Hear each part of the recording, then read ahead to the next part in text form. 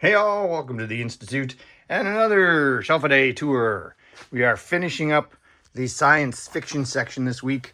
We actually have 3 days worth of shelves, but I'm actually going to do only 2 because we don't have a lot on the floor. Sometimes in these sections, the floor is pretty heavily used, like in the horror section, and other times, like here in the science fiction section, not so much. So today, we're going to be looking at the next shelf down in the science fiction section. This is going to be a shorter one. There's a lot of Mezco in here. There's a lot of Christmas, a lot of miscellaneous that we're going to be adding into the next set. And yes, I'm counting Hellboy as science fiction. I know it is not science fiction, really. But that's where I ended up sticking it. It's one of those things that it could have gone in a couple of different areas, right? Also behind it, definitely more in that science fiction line, is the 3A Judge Dredd stuff. Several of those carded the different judges.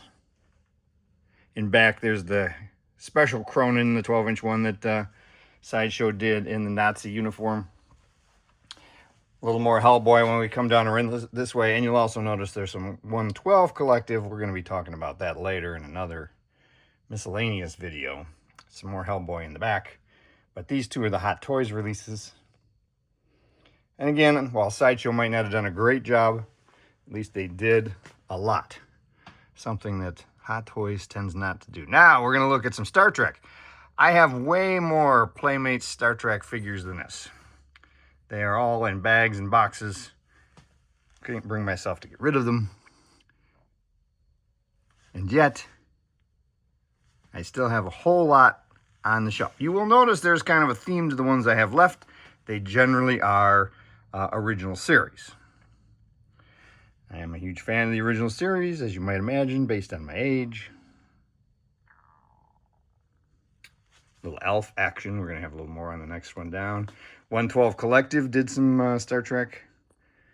So you actually get to see a little 112 Collective here is actually part of the science fiction, even though it's also, since it's all 112 Collective over here, just kind of runs in from the previous set.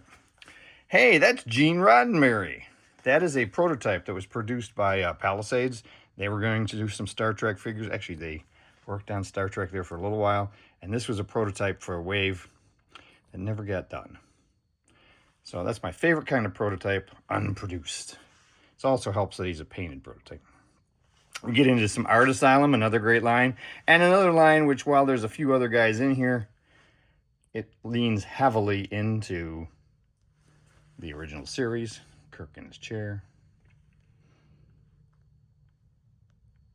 I had shown you the Mirror Mirror figures earlier that were carded. And then, you know, a little Next Generation. Nothing wrong with a little Next Generation. And we're back into some Playmates, Deep Space Nine, Next Generation, etc. Also a big Deep Space Nine fan. Excuse me. As a matter of fact, I think Deep Space Nine is my favorite Star Trek. But, you know, growing up on Next Generation. So, yeah, I have a lot more of those in storage. As a matter of fact, a couple more of the Elves. You saw the box, some of the box ones earlier. As a matter of fact, this entire shelf, which is now Mezco 112 Collective from here on down, was Playmates Star Trek at one point, and then I cleaned it out to make some room. Now, as we come down around this way, most of this is going to be miscellaneous. We will talk about that next week. We get into some really unusual stuff that's sort of the crossovers, you know, Space Ghost and Underdog, some unusual stuff. And then we get into some Spawn. Also going to be part of the miscellaneous discussion next week. As much as the previous shelf was all science fiction, this shelf is largely miscellaneous. But down here at the end, we get back into some really cool astronauts. The one there in the back, that's Marx. That astronaut was actually done down in Mexico. One's using the Marx molds for this guy. And then we have some various astronauts. The one there in the back, that's the Psy Girls. This G.I. Joe is a talking astronaut. He is the red-headed version, and he still talks. It was one of those toys that survived my childhood, as did Snoopy here. Snoopy was mine, purchased in 1968 for the moon landing. We have some more of those Mezits Aliens, Planet of the Apes, Predator, and some mini-mates. Well, no, these aren't mini-mates. These are the ones, trying to think who did these. They got the little holes in their feet. And it'll come to me in a minute.